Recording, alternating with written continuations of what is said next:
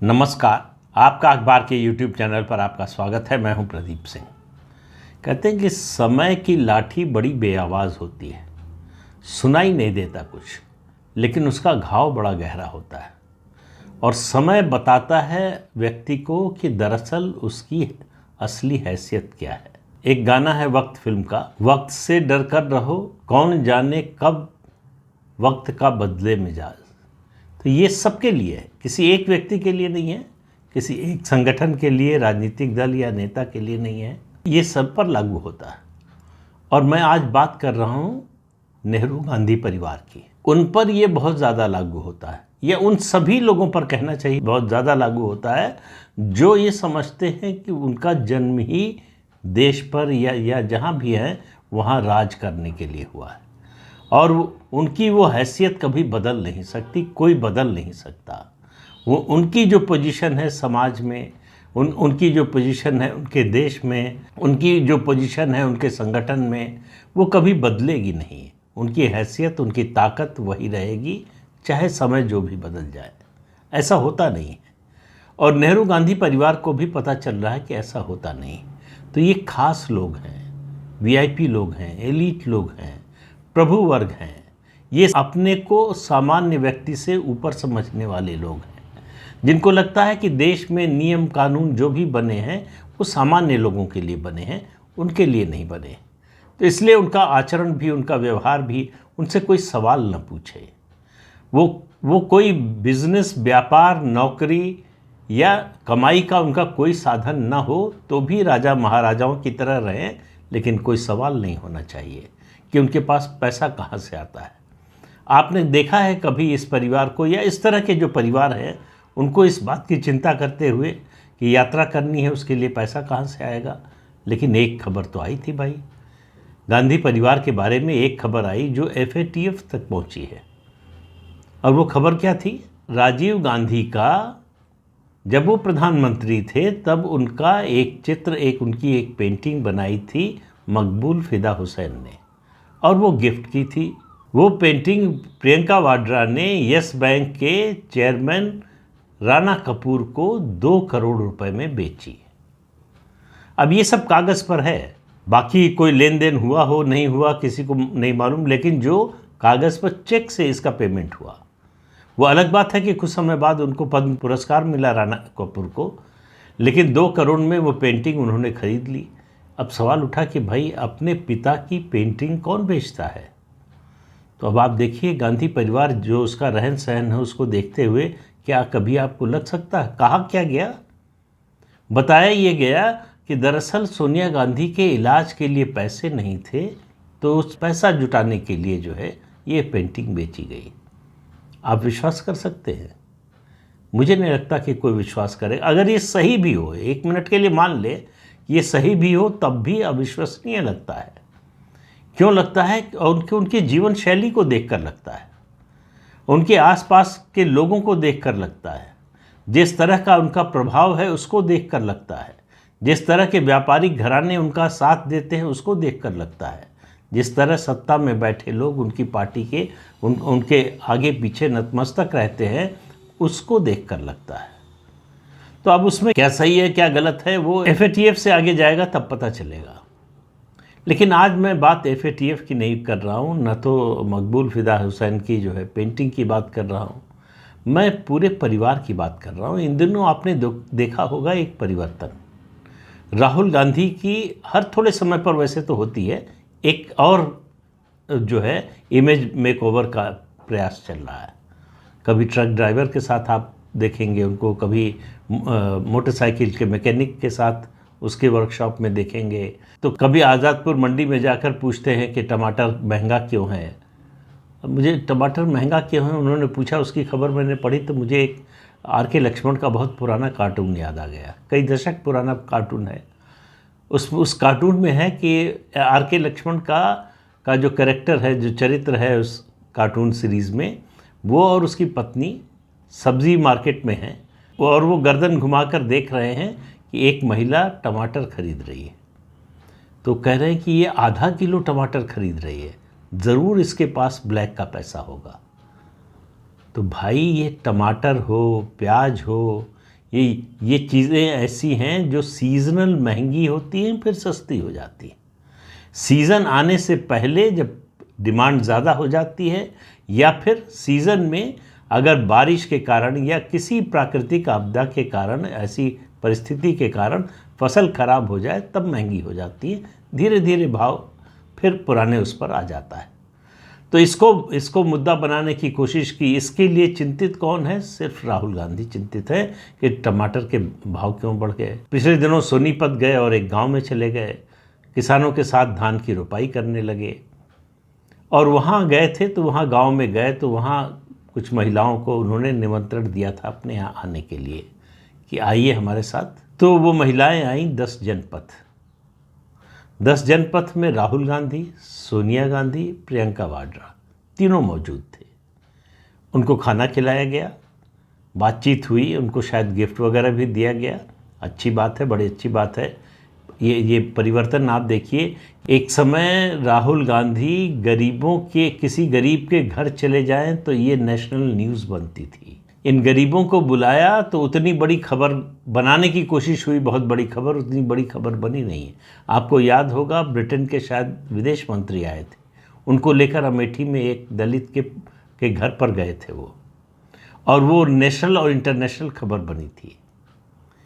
तो जो दलित के घर में जाकर खाना खाने, बैठने या पानी पीने को बहुत बड़ी अचीवमेंट मानते थे, अब वो उनको अपने घर पर बुलाने को अचीवमेंट मानने लगे। परिवर्तन आप देखिए। सवाल ये है कि इस सब की ज़रूरत क्यों पड़ रही है। वहाँ जो 10 जनपद पे महिलाएं आई थी, उनसे सोनिया गांधी ने बात की। एक महिला ने कहा कि राहुल गांधी की शादी करा दो, तो सोनिया गांधी ने हंसते हुए कहा कि आप लड़की खोज दो। इस तरह की बातें हुई। लेकिन एक बात और देखिए, किस तरह से राजनीतिक जुमलों को धीरे से ऐसे मौक़ों पर सरकाया जाता है। राहुल गांधी ने कहा कि मैं तो अपने घर पे बुलाता आपको, लेकिन मेरा घर सरकार ने छीन लिया है। अब आप बताइए, सरकार ने उनका कौन सा घर छीन लिया है? वो सरकार का ही घर था, सरकारी मकान में रह रहे थे। इसलिए रह रहे थे कि वो सांसद थे। सांसद नहीं रहे तो मकान चला गया। हर 5 साल पर होता है। नए सांसद आते हैं जो चुनकर, और पुराने जो हार जाते हैं वो मकान खाली करके चले जाते हैं। तो अब वो देश भर में घूमकर कहें कि सरकार ने हमारा घर छीन लिया। ये सेंस ऑफ एंटाइटलमेंट है कि हमको ठीक है सरकारी घर मिला था, लेकिन हमको उस घर से आप बाहर कैसे कर सकते हैं, उस घर से निकाल कैसे सकते हैं? भाई वो घर, सरकारी घर, एक क्राइटेरिया तय है कि किसको मिलेगा, कितना बड़ा मिलेगा, कितने समय के लिए मिलेगा। ये सब कुछ तय है, नियम के हिसाब से है। लेकिन बात वही है कि नियम तो आम लोगों पर लागू होते हैं, ये कानून तो आम लोगों पर लागू होता है। तो मुझे याद आया यूपीए के समय का, 10 साल का शासन यूपीए का, 2004 से 2014। मनमोहन सिंह प्रधानमंत्री थे, सोनिया गांधी कांग्रेस अध्यक्ष और यूपीए की चेयरपर्सन थी। अब आप देखिए, आजकल जो बात होती है, अभी हाल ही में एनडीए की एक बैठक हुई 18 जुलाई को। उसमें एक बहुत बड़ी माला के बीच में प्रधानमंत्री की फ़ोटो खींची गई। एनडीए के बाकी लोग थे, उनको उसमें शामिल नहीं किया गया। कहा गया कि वहाँ सब केंद्रीयकृत है, सब सेंट्रलाइज्ड है, वहाँ एक ही व्यक्ति है जो दिखाई देता है।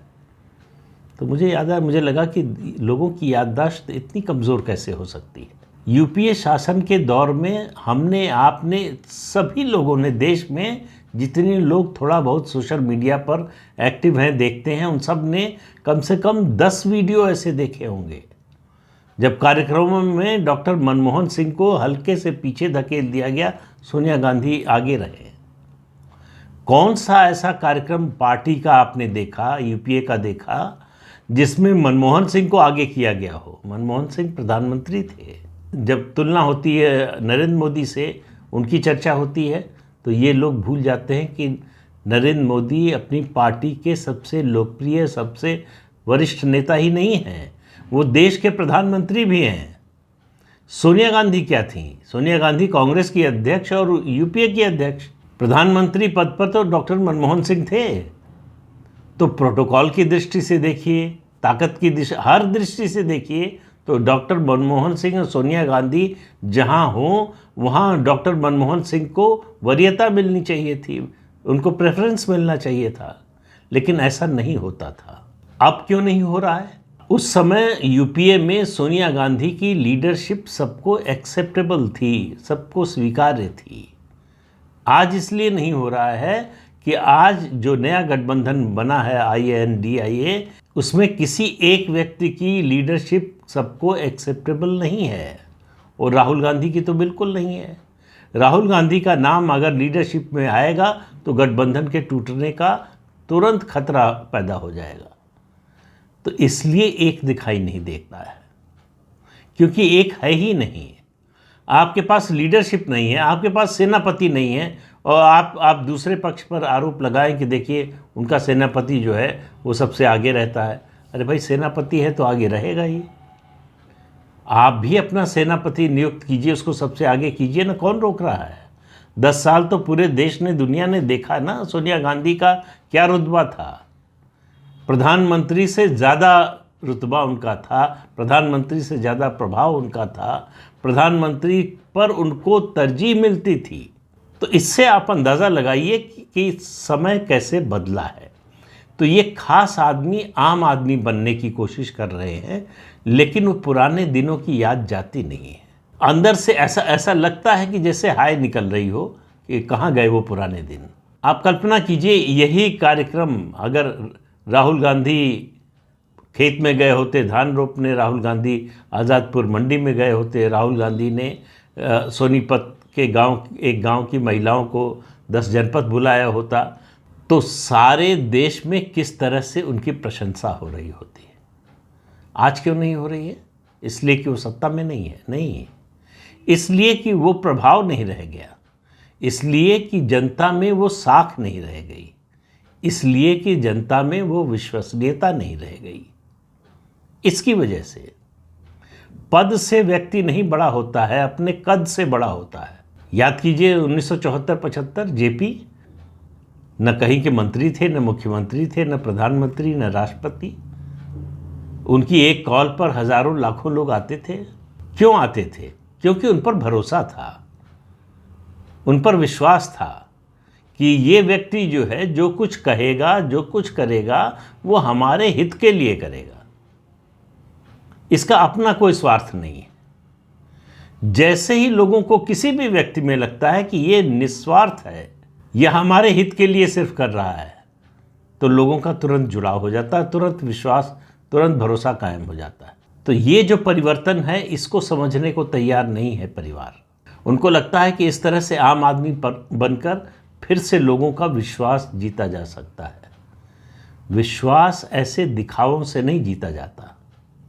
विश्वास तब जीता जाता है जब जो कुछ आप कर रहे हो, कह रहे हो, वो आपके दिल से निकल रहा हो।